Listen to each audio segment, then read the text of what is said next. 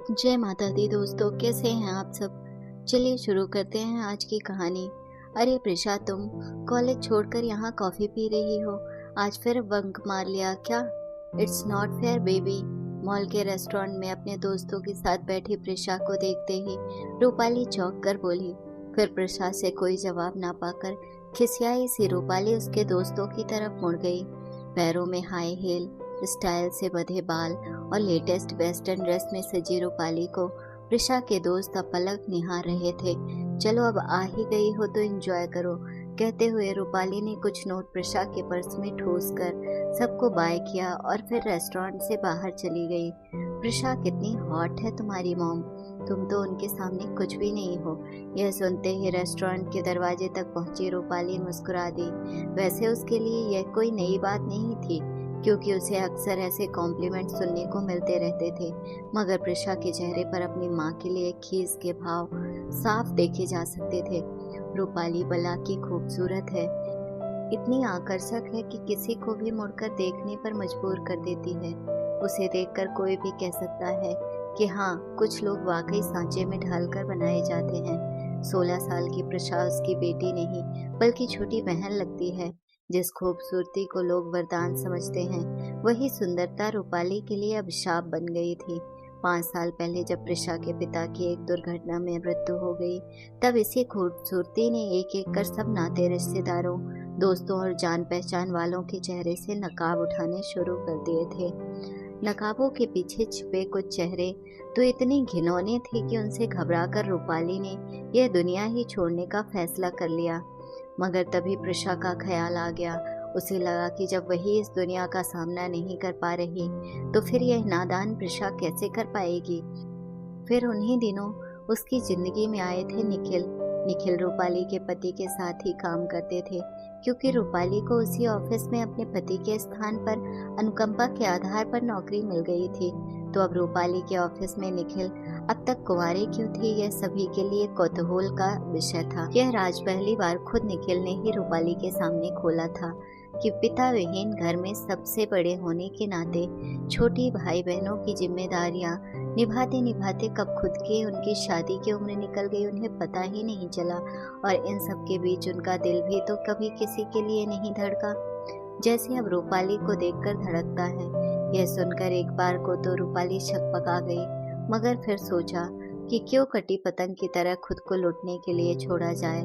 क्यों ना अपनी डोर किसी विश्वास पात्र के हाथों सौंप कर निश्चिंत हुआ जाए। मगर अपने इस निर्णय से पहले उसे प्रिशा की राय जानना बहुत जरूरी था, और प्रिशा की राय जानने के लिए जरूरी था उसका निखिल से मिलना और फिर उन्हें अपने पिता के रूप में स्वीकार करने को सहमत होना।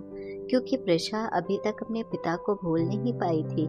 भूली तो वह भी कहाँ थी, मगर हकीकत यही है कि जीवन की सच्चाइयों को कड़वी गोलियों की तरह निगलना ही पड़ता है। और यह बात उसकी तरह प्रिशा भी जितनी जल्दी समझ ले उतना ही अच्छा है। निखिल का सौम्य और स्नेहिल व्यवहार, नानी का प्रिशा को दुनियादारी समझाना और थोड़ी बहुत सामाजिक सुरक्षा की जरूरत भी थी, जो कि शायद खुद प्रिशा ने महसूस की थी। सभी को देखते हुए प्रिशा ने बेमन से ही सही मगर रूपाली के साथ निखिल के रिश्ते को सहमति दे दी थी। निखिल को उनके साथ रहते हुए लगभग साल भर होने को आया, लेकिन प्रिशा अभी भी उन्हें अपने दिल में बसी पिता की तस्वीर के फ्रेम में फिट नहीं कर पाई थी। वह उन्हें अपने माँ के पति के रूप में ही स्वीकार कर पाई थी, अपने पिता के रूप में नहीं। प्रिशा ने एक बार भी निखिल को पापा कहकर नहीं पुकारा था। पिता का असमय चले जाना और माँ की नई पुरुष के साथ नजदीकियां प्रिशा को भावनात्मक रूप से बेहद कमजोर कर रही थी। बात बात में चीखना चिल्लाना, अपनी हर जिद मनवाना, हर वक्त अपने मोबाइल से चिपके रहना, निखिल के ऑफिस से घर आते ही अपने कमरे में घुस जाना प्रिशा की आदत बनती जा रही थी। उसकी मानसिक दशा देखकर कई बार रूपाली को अपने फैसले पर अफसोस होने लगता, मगर तभी निखिल प्रिशा के इस व्यवहार को किशोरावस्था के सामान्य लक्षण बताकर रूपाली को इस गिल्ट से बाहर निकाल देते थे। निखिल का साथ पाकर रूपाली की मुरझाती खूबसूरती फिर से खिलने लगी थी। निखिल भी उसे हर समय सजी सवरी देखना चाहते थे, इसलिए उसके कपड़ों, गहनों और अन्य एसेसरीज पर दिल खोल कर खर्च करते थे। शायद लेट शादी होने के कारण पत्नी को लेकर अपनी सारी दबी इच्छाएं पूरा करना चाहते थे, मगर इसके ठीक विपरीत प्रिशा अपने आप को बेहद अकेला और असुरक्षित महसूस करने लगी थी। अपने आप से बेहद लापरवाह हो चुकी थी। धीरे धीरे प्रिशा के कोमल मन में यह भावना घर करने लगी कि माँ की सुंदरता ही उसके जीवन का सबसे बड़ा अभिशाप है। जब कभी कोई उसकी तुलना रूपाली से करता तो प्रिशा के सीने पर सांप लौट जाता। उसे रूपाली से घृणा सी होने लगी थी। अब तो उसने रूपाली के साथ बाहर आना जाना भी लगभग बंद कर दिया था।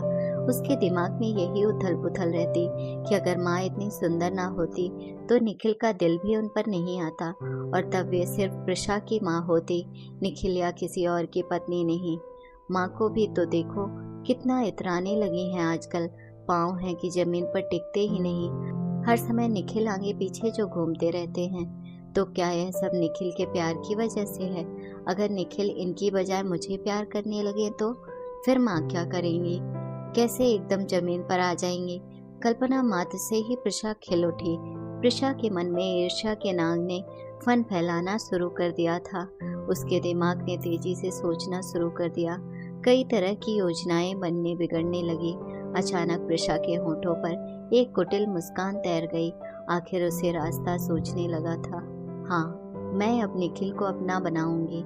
उन्हें माँ से दूर करके माँ का घमंड तोड़ दूंगी। प्रिशा ने यह फैसला लेने में जरा भी देर नहीं लगाई, मगर यह इतना आसान नहीं है।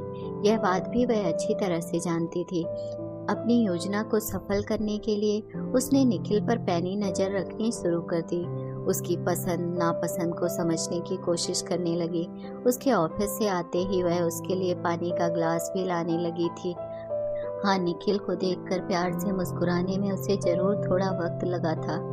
माँ, सिर में बहुत तेज दर्द हो रहा है, थोड़ा बाम लगा दो ना, प्रिशा जोर से चिल्लाई। तो निखिल भागकर उसके कमरे में आ गया। देखा तो प्रिशा बिस्तर पर औंधे मुंह पड़ी थी। शॉर्ट पहने सोई प्रिशा ने अपने शरीर पर चादर कुछ इस तरह से डाल रखी थी कि उसकी खुली जांघों ने निखिल का ध्यान एक पल के लिए ही सही अपनी तरफ खींच लिया। उन्हें अटपटा सा लगा तो चादर ठीक से उड़ाकर उसके सिर पर हाथ रखा। बुखार नहीं था। रूपाली सब्जी लेने गई थी, अभी तक लौटी नहीं थी, इसलिए वे प्रिशा के सिरहाने बैठकर उसका माथा सहलाने लगे। प्रिशा ने खिसक कर निखिल की गोद में सर रख लिया तो निखिल को अच्छा लगा। उन्हें विश्वास होने लगा कि शायद अब उनके रिश्ते में जमी बर्फ पिघल जाएगी। धीरे धीरे प्रिशा निखिल से खुलने लगी। कभी कभी रूपाली की अनुपस्थिति में वह निखिल को जिद करके बाहर ले जाने लगी। चलते चलते कभी उसका हाथ पकड़ लेती तो कभी उसके कंधे पर सिर टिका लेती। निखिल भी पूरी कोशिश करते थे उसे खुश रखने की। वे उसकी जिंदगी में पिता की हर कमी को पूरा करना चाहते थे, मगर कभी कभी वे सोच में पड़ जाते थे कि आखिर प्रिशा उनसे क्या चाहती है, क्योंकि प्रिशा ने अब तक उन्हें पापा कहकर संबोधित नहीं किया था। वह हमेशा उनसे बिना किसी संबोधन के ही बात करती थी। बाहर जाते समय कपड़ों के मामले में प्रिशा निखिल के पसंदीदा रंग के कपड़े ही पहनती थी। एक दिन पार्क में बेंच पर निखिल के कंधे से लगकर बैठी प्रिशा ने अचानक निखिल से पूछ लिया, मैं आपको कैसी लगती हूँ? जैसे हर पिता को अपनी बेटी लगती है, एकदम परी जैसे। निखिल ने बहुत ही सहजता से जवाब दिया, मगर इसे सुनकर प्रिशा के चेहरे की मुस्कान ही गायब हो गई। फिर मन ही मन बड़बड़ाई, किस मिट्टी का बना है यह आदमी? मैं तो इसे अपने मोह जाल में फंसाना चाह रही हूँ, और यह है कि मुझ में अपनी बेटी को ढूंढ रहा है। या तो यह इंसान बहुत नादान है या फिर बहुत ही चालाक। कहीं ऐसा तो नहीं कि यह मेरी पहल का इंतजार कर रहा है। लगता है अब मुझे अपना मास्टर स्ट्रोक खेलना ही पड़ेगा। और फिर मन ही मन कुछ तय कर लिया। निखिल, माँ की तबीयत बहुत खराब है, उन्हें मेरी ज़रूरत है। मुझे 2-4 दिन के लिए वहाँ जाना होगा। तुम प्रिशा का ख्याल रखना प्लीज़, रूपाली ने निखिल के ऑफिस लौटते ही कहा। तो प्रिशा की जैसे मन मांगी मुराद पूरी हो गई हो। वह ऐसे ही किसी मौके का इंतजार कर रही थी। वह कान लगाकर उन दोनों की बातें सुनने लगी। थोड़ी ही देर में रूपाली ने कैब बुलाई और 4 दिनों के लिए अपनी माँ के घर चली गई। जाते जाते उसने प्रिशा को गले लगाकर समझाया कि वह अपना और निखिल का ख्याल रखे। निखिल को रात में सोने से पहले शावर बाथ लेने की आदत थी। जब वह नहाकर बाथरूम से बाहर आया तो प्रिशा को अपने बेड पर सोते देखकर चौंक गया। कमरे की डिम लाइट में पारदर्शी नाइट में प्रिशा के किशोर अंग झांक रहे थे। प्रिशा दम साधे पड़ी निखिल की प्रतिक्रिया का इंतजार कर रही थी। निखिल कुछ देर तो वहां खड़े रहे, फिर धीरे से प्रिशा को चादर उड़ाई और लाइट बंद करके लॉबी में आकर बैठ गए। सुबह दूध वाले ने जब घंटी बजाई तो उसे आभास हुआ कि वह रात भर यह सोफे पर ही सो रहा था। प्रिशा हताश हो गई। निखिल को अपनी ओर खींचने के लिए किस डोरी से बांधे उसे। उसके सारे हथियार एक एक कर निष्फल हो रहे थे। कल तो माँ भी वापस आ जाएगी, फिर उसे यह सुनहरा मौका नहीं मिलेगा। उसे तो कुछ करना है और आज ही करना है। प्रिशा ने आज आर पार का खेल खेलने की ठान ली थी। रात लगभग आधी बीत चुकी थी। निखिल नींद में बेसुध थे। तभी अचानक किसी के स्पर्श से उनकी आंख खुल गई। देखा तो प्रिशा थी, उससे लिपटी हुई। निखिल कुछ देर तो यूं ही लेटे रहे, फिर धीरे से करवट बदली। निखिल प्रिशा के मुंह पर झुकने लगे। प्रिशा अपनी योजना की कामयाबी पर खुश हो रही थी। निखिल ने धीरे से उसके माथे को चूमा और फिर अपने ऊपर आए उसके हाथ को छुड़ा। प्रिशा को वहीं सोता छोड़ लॉबी में आकर सो गए। उस दिन संडे था। रूपाली कुछ ही देर पहले माँ के घर से लौटी थी।